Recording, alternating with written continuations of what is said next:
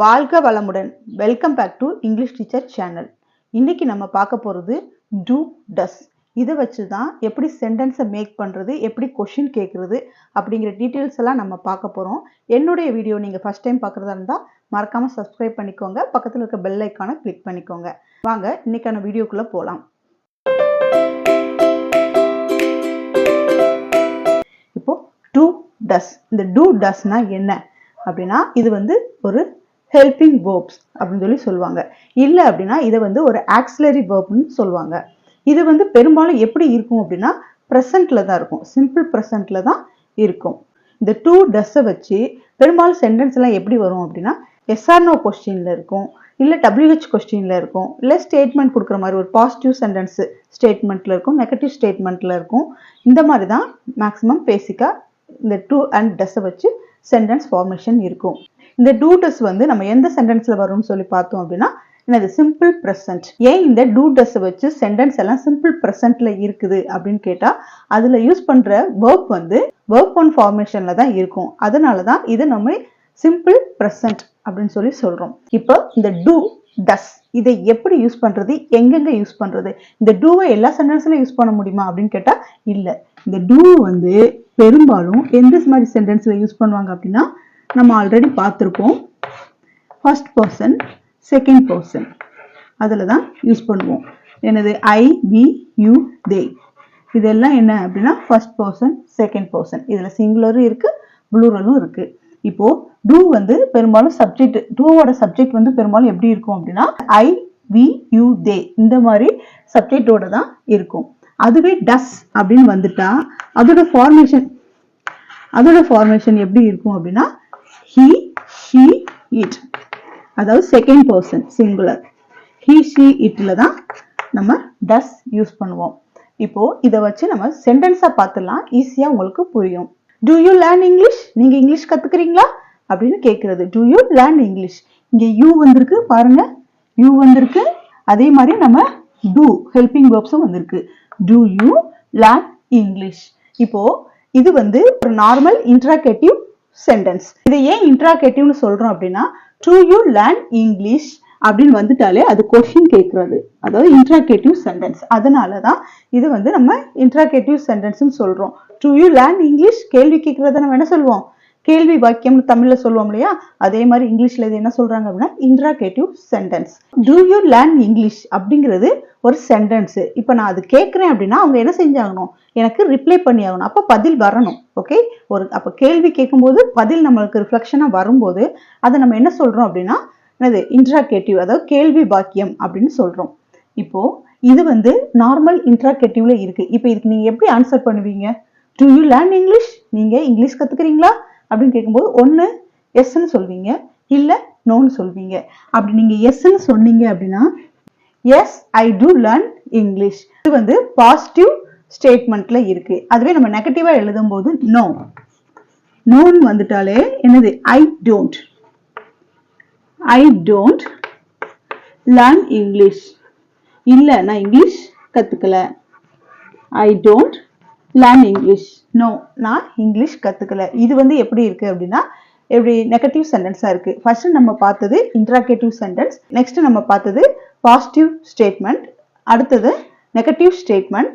இப்போ ஃபைனலா நம்ம பார்க்க போறது என்ன அப்படின்னா நெகட்டிவ் இன்ட்ராகேட்டிவ். நெகட்டிவ்ல எப்படி interrogative, do you learn English நம்ம கேட்டோம் இல்லையா, அது மாதிரி இங்க டோன்ட் யூ லேர்ன் இங்கிலீஷ், நீங்க இங்கிலீஷ் கத்துக்கலையா அப்படின்னு கேட்கிறது. டோன்ட் யூ லேர்ன் இங்கிலீஷ், நீங்க இங்கிலீஷ் கத்துக்கலையா அப்படின்னு கேட்குது. அப்போ இது வந்து நெகட்டிவ் ஸ்டேட்மெண்ட். அப்போ டு யூ லேர்ன் இங்கிலீஷ் அது ஒரு interrogative sentence, don't you learn English அது வந்து நெகட்டிவ் இன்ட்ராகேட்டிவ் சென்டென்ஸ். அப்போ ஆன்சர் பண்ணும்போது எஸ் ஐ டூ இங்கிலீஷ், நான் இங்கிலீஷ் கத்துக்கிறேன். No I don't learn English, நான் இங்கிலீஷ் கத்துக்கல. ஸோ இது ஒரே ஸ்டேட்மெண்ட்ல நம்ம 4 டைப் ஆஃப் சென்டென்ஸ் நம்ம பார்த்தோம். இங்க டூ வச்சு எப்படி யூஸ் பண்றதுன்னு நம்ம பார்த்துட்டோம். டூ ஐ, வி, யூ, தே வந்துட்டா நம்ம டூ வச்சு சென்டென்ஸ் ஃபார்ம் பண்ணிடலாம்.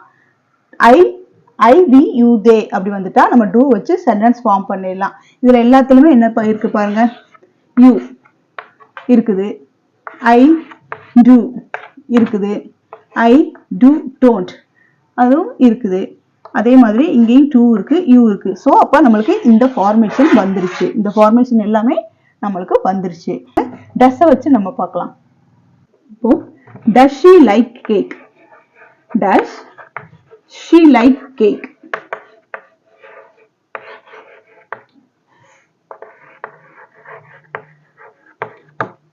அவளுக்கு கேக் பிடிக்குமா அப்படின்னு கேட்கறது டஸ் ஷி லைக் கேக். அப்போ இது வந்து எப்படி இருக்கு அப்படின்னு கேட்டா, சோ இது வந்து வெர்ப் ஒன் ஃபார்ம்ல தான் இருக்கு. அப்போ டஸ் ஷி லைக் கேக், அவளுக்கு கேக் பிடிக்குமா அப்படின்னு கேட்கறது. அப்ப இதுக்கு ஆன்சர் பண்ணும்போது என்னது, yes she like, yes she. இங்க லைக்னு வரக்கூடாது, லைக்ஸ் வரணும். சி லைக்ஸ் கேக், அவளுக்கு கேக்கு பிடிக்கும். எதுக்காக இங்க லைக்ஸ் வந்திருக்கு அப்படின்னா, இது வந்து வெர்ப் ஒன் ஃபார்மேஷன், ஃப்ரேஸ் வெர்ப்னு சொல்றாங்க. நம்ம எஸ் இஎஸ் சேர்ப்போம் இல்லையா, அந்த வெர்ப்ல வந்துரும். she likes cake. இப்போ இது நெகட்டிவ் சென்டென்ஸா நம்ம மாத்தும் போது no, no she doesn't, okay, doesn't like cake. இங்க வந்து வெர்ப் ஒன் ஃபார்மேஷன் மாறாது, ஓகேங்களா? ஏன்னா டஸ் வந்துருச்சு இல்லையா, அதனால வெர்ப் ஒன் ஃபார்மேஷன் மாறாது. அதனால லைக்ஸ் அப்படியே வந்துடும். So no she doesn't like cake, அவளுக்கு கேக்கு பிடிக்காது அப்படின்னு சொல்றாங்க. இது நெகட்டிவ் சென்டென்ஸ் நமக்கு ஆல்ரெடி பார்த்துருக்கோம் இல்லையா, டு வந்து டோன்ட்டா மாத்தி ஒரு கொஸ்டின் ஃபார்ம் பண்ணோம். அதே மாதிரிதான் இது. இந்த டஸ்ஸையும் நம்ம நெகட்டிவ் ஃபார்ம்ல மாத்தினா போதும். Doesn't, doesn't she like cake, அவளுக்கு கேக்கு பிடிக்காதா அப்படின்னு கேக்குறது. ஓகே, அவளுக்கு கேக்கு பிடிக்காதா அப்படின்னு கேக்குறது தான் என்னது, doesn't she like cake.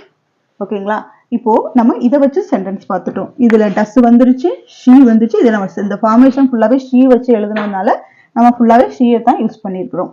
So அப்போ டூ வந்து எங்க யூஸ் பண்றது, டஸ் வந்து எங்க யூஸ் பண்றதுன்னு பார்த்தோம்.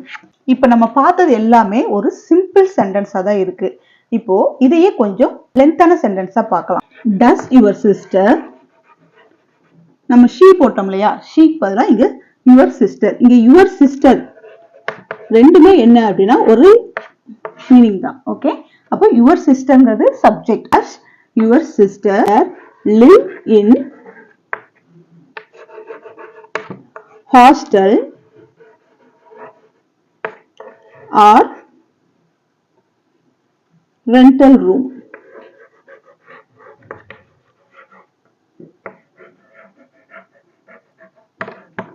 Okay, does your sister live in hostel or rental room? உன்னோட சிஸ்டர் வந்து என்னது, ஹாஸ்டல்ல இருக்காங்களா இல்ல ரெண்டல் ரூம்ல தங்குறாங்களா அப்படின்னு சொல்லி கேக்குறது. அப்போ இது வந்து கொஸ்டின் வந்து கேட்டிருக்காங்க. இதுக்கு நம்ம ஆன்சர் பண்ணும்போது, கொஸ்டின்ங்கும் போது நம்ம 2 இல்ல 3 கூட நம்ம யூஸ் பண்ணிக்கலாம். பட் ஆன்சர் பண்ணும்போது ஏதாவது ஒன்று தான் வரும். அப்போ நீங்க ஏதாவது ஒன்னதான் சூஸ் பண்ணி ஆகணும். அப்போ does your sister live in hostel or rental room கேட்குறாங்க. அப்போ நம்ம என்ன எழுதணும், ஒன்று ரெண்டல் ரூம்ல தங்கணும், இல்லை அப்படின்னா ஹாஸ்டல்ல தங்கணும். ஏதாவது ஒரு இடத்துல தான் தங்க முடியும்.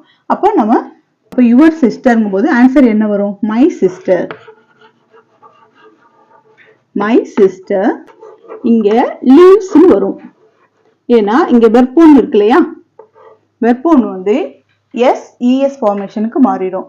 அதனால my sister lives in hostel. என்னோட சிஸ்டர் எங்க தங்கியிருக்காங்க, ஹாஸ்டல்ல தங்கியிருக்காங்க. So my sister lives in hostel. நம்ம நெகட்டிவ் சென்டென்ஸ் எழுதும் போது நோ, நீங்க எஸ் சேர்த்துக்கோங்க. No, no, my sister doesn't live in hostel or rental room. என்னோட சிஸ்டர் என்னது, ரெண்டல் ரூம்லயும் வாழல, எங்க ஹாஸ்டல்லையும் இல்ல. ஹாஸ்டல்லையும் அவ தங்கி இருக்கல, ரெண்டல் ரூம் எடுத்தும் அவ தங்கி இருக்கல அப்படின்னு சொல்றதுக்கு நம்ம நோ யூஸ் பண்ணோம். அதாவது நெகட்டிவ் சென்டென்ஸை ஃபார்ம் பண்ணோம். இப்போ இந்த நெகட்டிவ் சென்டென்ஸ் வந்து இன்னொரு மெத்தட்லயும் சொல்லலாம். அது எப்படி அப்படின்னா, இப்ப நம்ம நார்மலா யூஸ் பண்ணிட்டு இருக்க நெகட்டிவ் சென்டென்ஸ் பார்த்தோம். பட் நம்ம இப்படியும் சொல்லலாம், இல்ல நெய்தர் நார் வச்சு சொல்லலாம். My sister neither live in hostel நார் இன் ரெண்டல் ரூம். அதாவது என்னோட சிஸ்டர் வந்து ஹாஸ்டல்லையும் தங்கல, எங்கேயும் தங்கல, ரெண்டல் ரூம்லையும் தங்கல. So my sister neither live in hostel not in rental room அப்படின்னு நம்ம சொல்லலாம். இதுவும் நெகட்டிவ் சென்டென்ஸ் தான். இதையே நம்ம ஆன்சர்ல நெய்தர் நார் போட்டு சொன்னோம் இல்லையா, இதை நம்ம கொஸ்டின்ல எழுதலாம். கொஸ்டின்ல எழுதும் போது நம்ம நெய்தர் நார்னு எழுதக்கூடாது, என்னது எய்தர் ஆர் அப்படின்னு எழுதணும். ஓகே, நம்ம நீங்க நெய்தர் நார்னு யூஸ் பண்ணோம் இல்லையா, அவ அங்கேயும் வாழல இங்கேயும் வாழல அப்படின்னு சொல்லி சொன்னோம். ஆனா கொஸ்டின் நம்ம கேட்கும்போது இவ அங்க உன்னோட சிஸ்டர் வந்து ஹாஸ்டல்ல இருக்காங்களா இல்ல ரெண்டல் ரூம்ல இருக்காங்களா அப்படின்னு கேட்கும்போது does your sister live in hostel or rental room அப்படின்னு நம்ம கேட்கலாம். இல்ல அப்படின்னா does your sister either live in hostel or rental room. ஒரு சில கனெக்டட்ஸ் நம்ம மாத்தும் போது நம்ம நிறைய டைப் ஆஃப் கொஸ்டினை கூட நம்மளால மேக் பண்ண முடியும். அது எல்லா கொஸ்டினுக்குமே மீனிங் ஒண்ணுதான், டைப்ஸ் தான் வேற. ஓகே, இதுல வந்து நம்ம நெகட்டிவ் இன்ட்ராகேட்டிவ் பார்த்துலாம். இப்ப does your sister live in hostel or in rental room நம்ம பார்த்தோம். இப்ப நம்ம அதை கொஸ்டினா கேட்கும்போது டசன்ட், அதே ஃபார்மேஷன் தான். Doesn't your sister live in hostel or in rental room. உன்னோட சிஸ்டர் வந்து ஹாஸ்டல்லையும் தங்கலையா இல்ல ரெண்டல் ரூம் எடுத்தும் தங்கலையா அப்படின்னு சொல்லி கேட்கறாங்க. அதை வந்து நெகட்டிவ் சென்டென்ஸ்ல, அதாவது நெகட்டிவ் இன்ட்ராகேட்டிவா நம்ம கேட்கும் போது இங்க டசன்ட் போடக்கூடாது. ஏன்னா நம்ம இங்க எழுத போறது எய்தர் கிடையாது, நெய்தர். ஏன்னா நெய்தரே என்னது, அந்த சென்டென்ஸ் வந்து ஒரு நெகட்டிவ் ஸ்டேட்மெண்ட் தான். அப்போ does your sister neither live in hostel, இங்க நார் வந்துடும். ஓகேங்களா, நெகட்டிவ் சென்டென்ஸ் இல்லையா, அதனால நார் இன் ரெண்டல் ரூம்.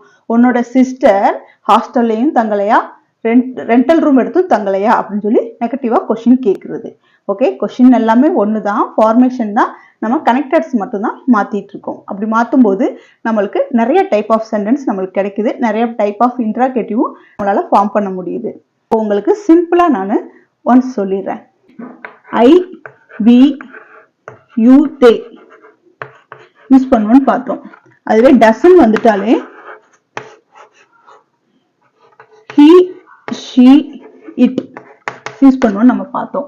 இப்போ இந்த மாதிரி எல்லா சென்டென்ஸுக்கும் நம்ம ஒரு ஹெல்பிங் வெர்ப்ஸ் யூஸ் பண்ண போறோம். அது என்ன அப்படின்னா ஹேவ்ங்கிற ஹெல்பிங் வெர்பை யூஸ் பண்ண போறோம். ஓகே, இப்போ நார்மலா நம்ம ஹேவ் வந்து ஹெல்பிங் வெர்ப்ஸ்னு பார்ப்போம். ஆனா இங்க வந்து டூ டஸ்ங்கிற ஹெல்பிங் வெர்ப்ஸ் வந்ததுனால இங்க ஹேவ் வந்து நம்மளுக்கு மெயின் வெர்ப்ஸா மாறிடும். ஹேவ்ங்கிற V1 ஃபார்ம்ல நம்ம சென்டென்ஸ் பார்க்கலாம். இப்போ உள்ள ஜெனரேஷனுக்கு ஏத்த மாதிரி வாட்ஸ்அப், ஃபேஸ்புக்,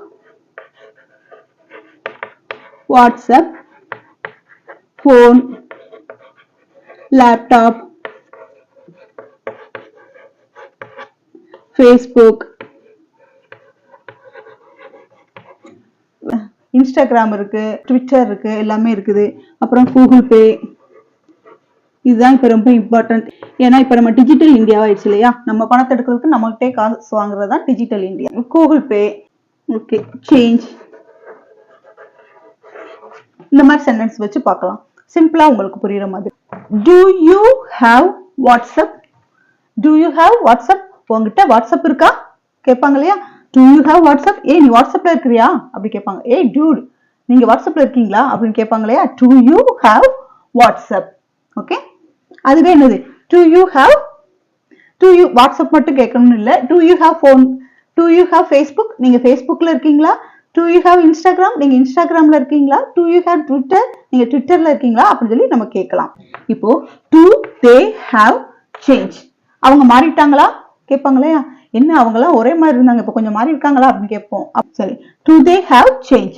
இப்போ ஸ்டூடெண்டாவே எடுத்துக்கோங்க. ஒரு சில கிளாஸ்ல வந்து பசங்க எல்லாம் எப்பவுமே என்ன செய்வாங்க அப்படின்னா ரொம்ப சேட்டை பண்ணிக்கிட்டே இருப்பாங்க. என்ன அவங்கலாம் கொஞ்சமா மாறி இருக்காங்களா அப்படின்னு நம்ம கேட்போம் இல்லையா. அப்ப கேட்கும்போது do they have changed?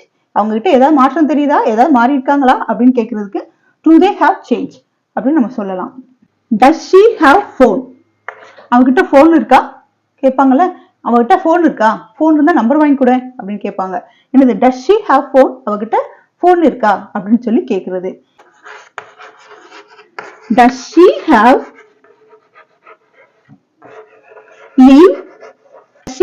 to leave Facebook?